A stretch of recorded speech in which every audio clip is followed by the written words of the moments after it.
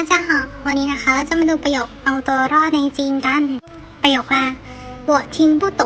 我听不懂ฉันฟังไม่เข้าใจประโยคที่สอง这个多少钱这个多少钱อันนี้ราคาเท่าไหร่อันที่สาม厕所在哪儿厕所在哪儿ห้องน้ำอยู่ที่ไหนต่อมาค่ะประโยคที่สี่你可以帮我一下吗你可以帮我一下吗ช่วยฉันหน่อยได้ไหมประโยคที่ห้า我好像迷路了我好像迷路了ฉันเหมือนจะหลงทางแล้ว